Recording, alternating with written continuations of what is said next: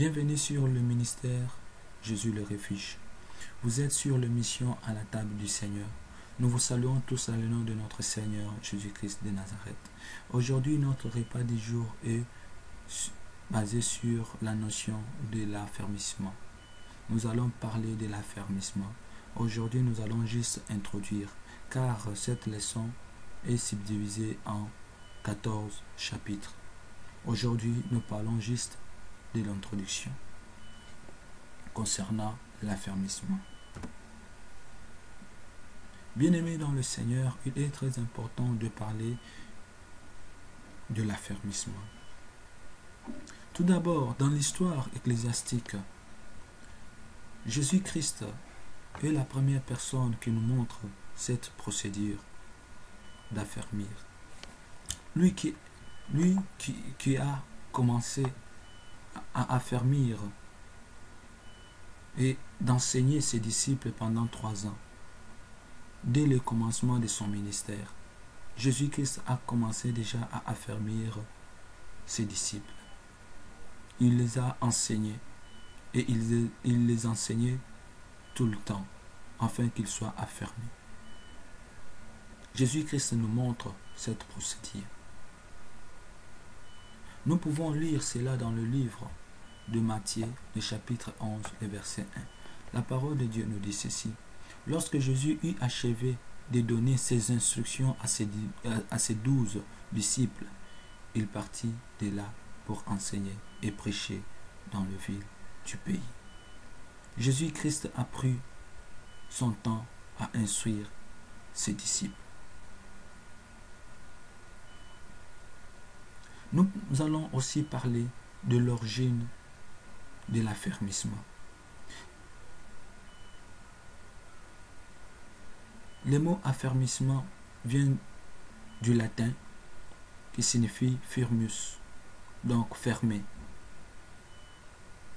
Par définition, nous pouvons dire l'affermissement, c'est l'effet d'affermir, de rendre quelqu'un solide, stable, renforcer la connaissance d'un croyant, plus compréhensible à la doctrine du christianisme. Je me répète encore, par définition, nous pouvons dire l'affermissement, c'est l'effet d'affermir, de rendre quelqu'un solide, stable, ferme, renforcer la connaissance d'un croyant, plus compréhensible à la doctrine du Christ ou à la doctrine du christianisme. Lisons la parole de Dieu dans le livre de Ephésiens, le chapitre 4, le verset 14 à 15. La parole de Dieu nous dit ceci. Afin que vous ne soyez plus des enfants flottants, emportés en tout vent de doctrine, par la tromperie des hommes, par leur ruse dans le moyen de séduction, mais que, professant la vérité dans la charité, nous croissions à tous égards à celui qui est le chef, Christ. Afin que nous ne soyons plus des enfants. Donc, l'affermissement nous permet à ce qu'on ne soit plus des enfants dans les choses de Dieu. L'affermissement nous permet à ne pas flotter ou être emporté à tout vent de doctrine. Donc, l'affermissement nous rend fort, solide et stable dans ce qui est ou dans ce qui regarde la doctrine du christianisme. Pourquoi affermir? Nous allons répondre à cette question. Pourquoi affermir? C'est pour devenir solide.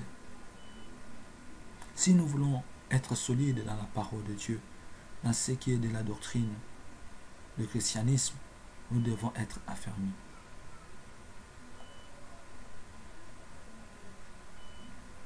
Notre fondement de la foi doit être ferme. C'est ainsi pour éviter les chrétiens d'immaturité dans l'Église. Par contre, les enseignements d'affermissement orientent un chrétien à l'état mature. Connaître les Écritures, le plan et la volonté de Dieu dans notre vie.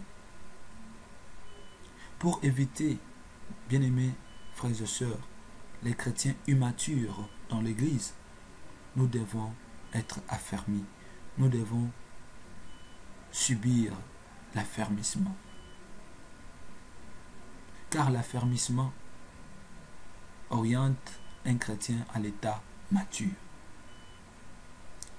Qui peut affermir les autres frères ou sœurs dans l'Église? Donc, qui peut affermir? Tout chrétien ou chrétienne déjà affermi et formé peut affermir les autres. Tout enfant de Dieu qui a déjà été formé peut aussi affermir ses frères, ses sœurs. Nous allons aussi parler du but de l'affermissement. Le but principal de l'affermissement est la formation d'un bon chrétien qui sera affermi à la connaissance de la sainte doctrine pour atteindre un certain niveau de maturité. Nous lisons la parole de Dieu dans le livre de 1 Corinthiens, le chapitre 13, le verset 11. La parole de Dieu nous dit ceci.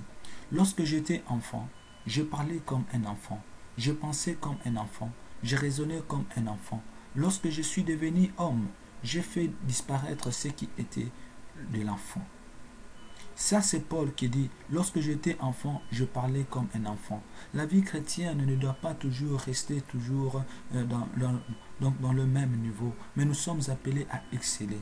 Avec la parole de Dieu, avec le christianisme, nous sommes appelés à monter les étapes. On ne doit pas toujours rester bébé spirituel. C'est pour cela Paul dit, lorsque j'étais enfant, je parlais comme un enfant, je pensais comme un enfant. Mais lorsqu'on est affermi, on ne peut plus encore penser dans la vie chrétienne comme un enfant. On pense maintenant d'une manière mature. On devient mature dans ce qui regarde les choses de Dieu.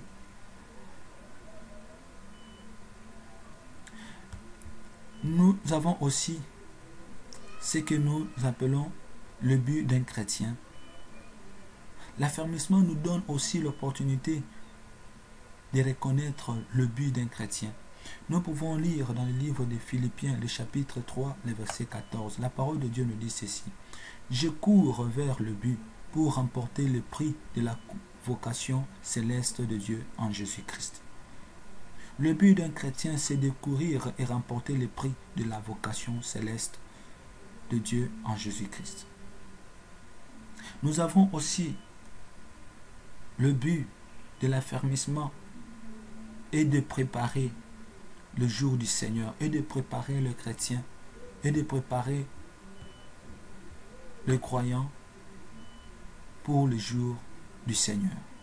La parole de Dieu nous dit ceci dans le livre de Philippiens, le chapitre 1, le verset 9, 10, nous dit ceci. Et ce que je demande dans mes prières, c'est que votre amour augmente de plus en plus, en connaissance et en pleine intelligence, pour le discernement des choses le meilleur, afin que vous soyez purs et irréprochables pour le jour du Christ. Ce que je demande dans mes prières, c'est que votre amour augmente de plus en plus en connaissance et en pleine intelligence. Nous sommes appelés d'augmenter notre connaissance, d'augmenter notre intelligence à la lumière de la parole de Dieu. Et cela est possible dans l'affermissement.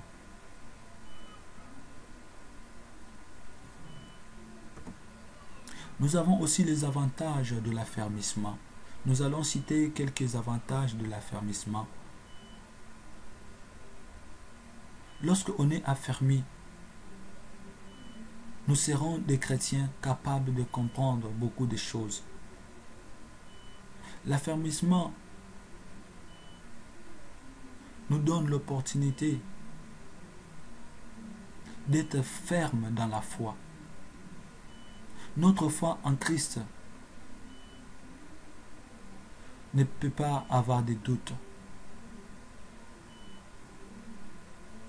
L'affermissement nous donne comme avantage de découvrir de fausses croyances et de fausses religions.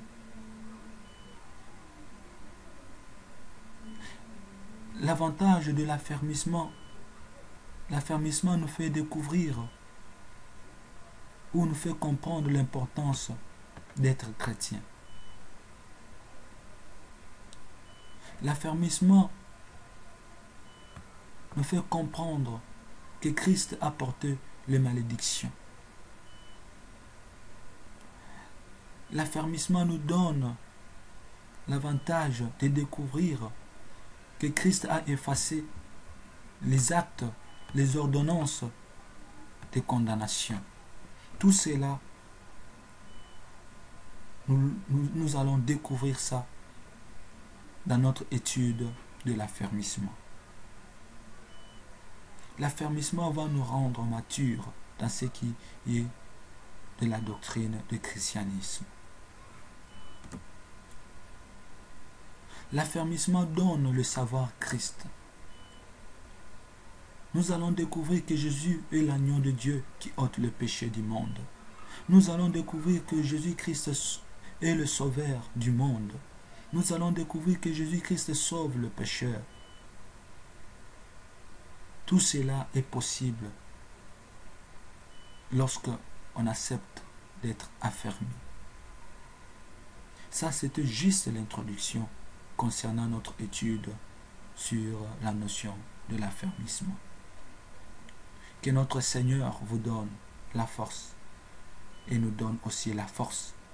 Priez pour nous et nous aussi, nous prions pour vous afin qu'on se retrouve à la prochaine pour le premier chapitre sur la notion de l'affermissement.